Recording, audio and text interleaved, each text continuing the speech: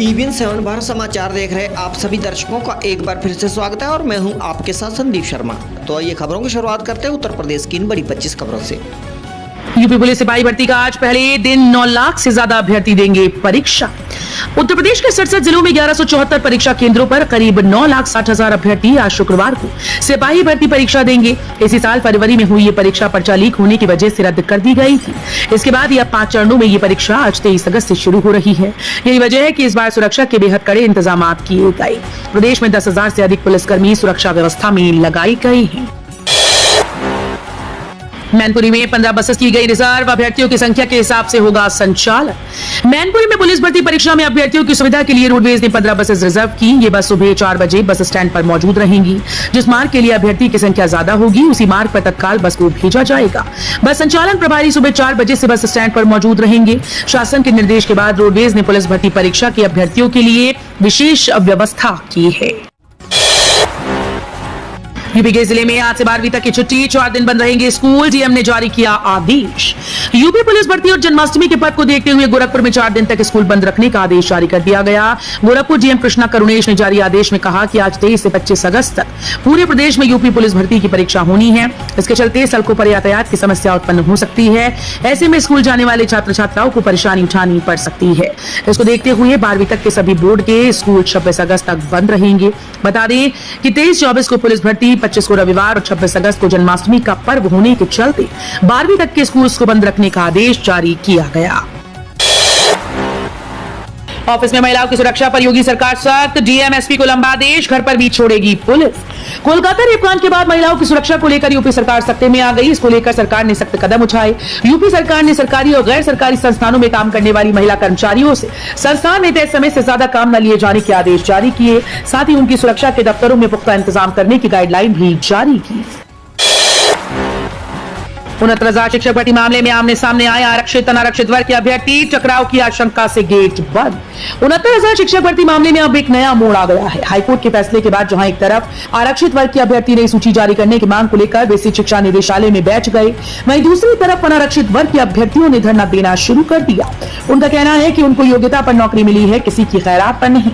Basic शिक्षा निदेशालय में ये दोनों गुट धरना दे रहे हैं। अगले हफ्ते जारी होगा सीजीएल का प्रवेश पत्र। 9 से 26 सितंबर पर होनी है परीक्षा।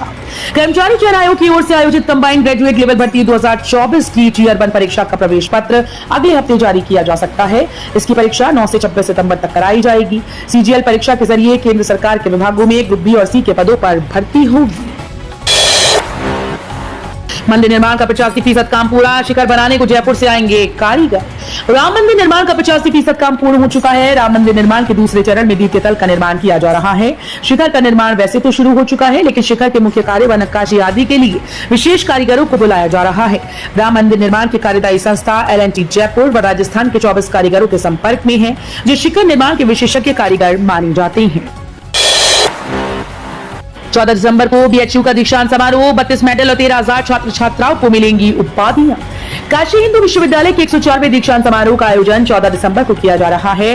स्वतंत्रता भवन में आयोजित दीक्षांत समारोह में सत्र 2023-24 के मेधावियों को बीएचयू गोल्ड मेडल के अलावा 32 मेडल दिए जाएंगे। वहीं 13,000 छात्र छात्राओं को उपाधियां दी जाएंगी। समारोह के मुख्य अतिथि दुनिया की प्रमुख क्लाउड सुरक्षा कंपनी जिसकेलर के संस्थापक अध्यक्ष और सीईओ जय चौधरी होंगी। काशी विश्वनाथ धाम से मां विशालाक्षी को भेजी गई 16 श्रृंगार की सामग्रियां, भेंट में 2 जोड़ी वस्त्र भी दिए। काशी में शक्तिपीठ माता विशालाक्षी के प्राकट्य दिवस पर गुरुवार को श्री काशी विश्वनाथ मंदिर से माता के श्रृंगार हेतु 16 श्रृंगार की सामग्री भेजी गई। बाबा विश्वनाथ मंदिर की ओर से माता विशालाक्षी के मंदिर 2 जोड़ी वस्त्र भी भेंट स्वरूप दिए गए।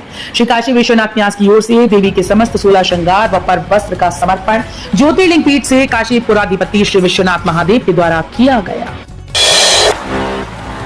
अब रिसर्च साइंस नहीं, प्रोफेशनल साइंस की तरफ जा रहे स्टूडेंट्स। प्रोफेसर एच.सी. वर्मा से खास बातचीत। भौतिक विज्ञान के जटिल से जटिल सिद्धांतों को अपने इर्द गिर्द घटने वाली रोजमर्रा की घटनाओं से जोड़कर बेहद सरल तरीके से विद्यार्थियों के जहन में बैठा देने में वो माहिर हैं।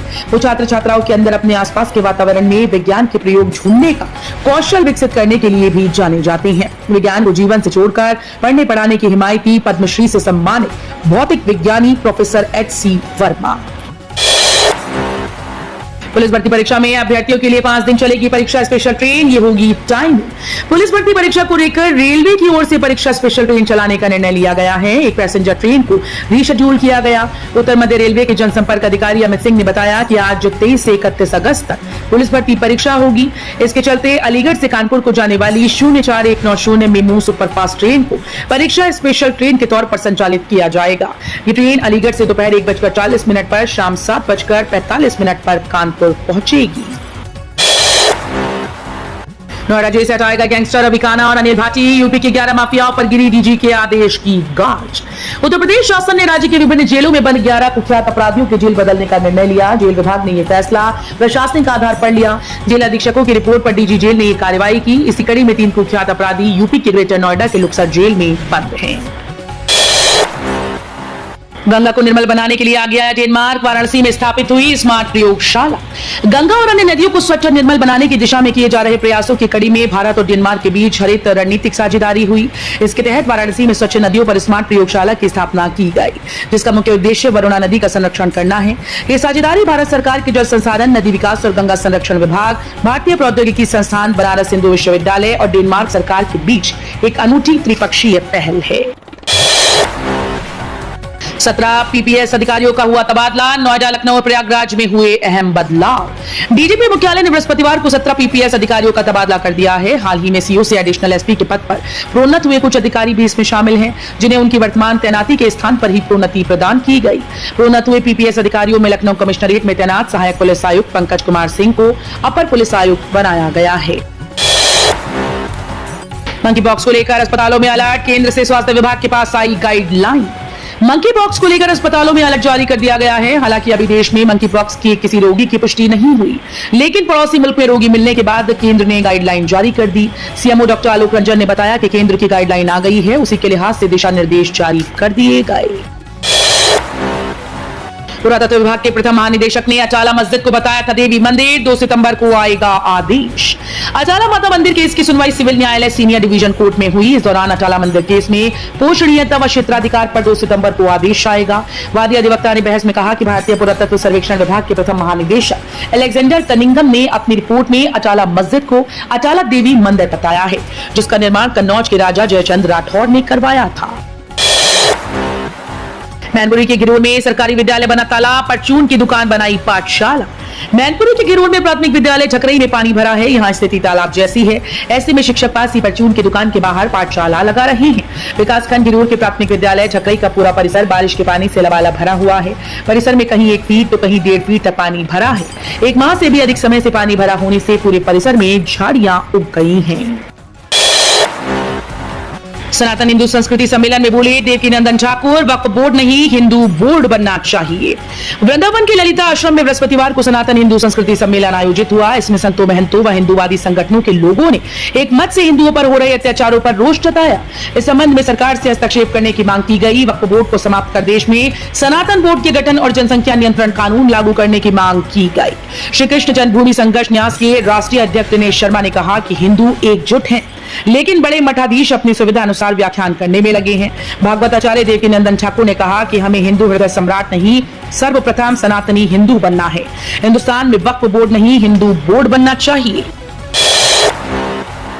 सामूहिक दुष्कर्म के आरोपी मोहित खान के शॉपिंग कॉम्प्लेक्स पर चला बुलडोजर, एक साथ चली 3 जेसीबी। अयोध्या जिले में भद्रसा में किशोरी से सामूहिक दुष्कर्म के आरोपी समाजवादी पार्टी के नगर अध्यक्ष मोहित खान के शॉपिंग कॉम्प्लेक्स पर बुलडोजर कार्रवाई की गई। बृहस्पतिवार को 3 जेसीबी और एक पोकलैंड की मदद से 2 मंजिला भवन का ध्वस्तीकरण शुरू किया गया। 4.5 घंटे में इसे जमींदोज कर दिया गया। इस दौरान राजस्व विभाग और अयोध्या विकास प्राधिकरण के अधिकारियों के साथ कई थानों की फोर्स और पीएसी के जवान मुस्तैद रहे। लखनऊ में पहली बार मोहन बागान और ईस्ट बंगाल के बीच फुटबॉल का मुकाबला। नवाबों की शहर लखनऊ पहली बार 2 परंपरागत प्रतिद्वंदी फुटबॉल टीम्स मोहन बागान और ईस्ट बंगाल के बीच जोरदार मुकाबले का गवाह बनेगा। ये मुकाबला आगामी 2 सितंबर को राजधानी के केडी सिंह बाबू स्टेडियम में खेला जाएगा। प्रदेश के खेल निदेशक आरपी सिंह ने गुरुवार को बताया कि मोहन बागान और ईस्ट बंगाल के बीच 2 सितंबर को होने वाले इस मुकाबले की तैयारियां तेज कर दी गई। बारिश के बाद बढ़ा डेंगू का खतरा। वाराणसी में 91 घरों में मिले मच्छरों के लार्वा। वाराणसी जिले में बारिश के बाद डेंगू का खतरा बढ़ गया है। स्वास्थ्य विभाग ने जलभराव वाली जगह पर लार्वा की जांच के लिए अभियान चलाया।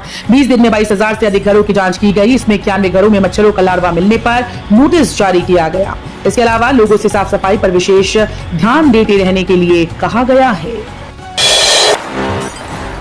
अब सारे देशों से नजदीकी बनाए रखना भारत की नीति। पोलैंड के वार्सो में पीएम मोदी ने भारतीय समुदाय को संबोधित करते हुए कहा कि 45 साल बाद कोई भारतीय पीएम पोलैंड आया। ऐसे कई देश हैं जहां दशकों तक भारत का कोई प्रधानमंत्री पहुंचा ही नहीं, लेकिन अब परिस्थितियां दूसरी हैं। दशकों तक भारत की नीति थी कि सारे देशों से समान दूरी बनाए रखो। आज के भारत की नीति है सारे देशों से समान रूप से नजदीकी बनाओ।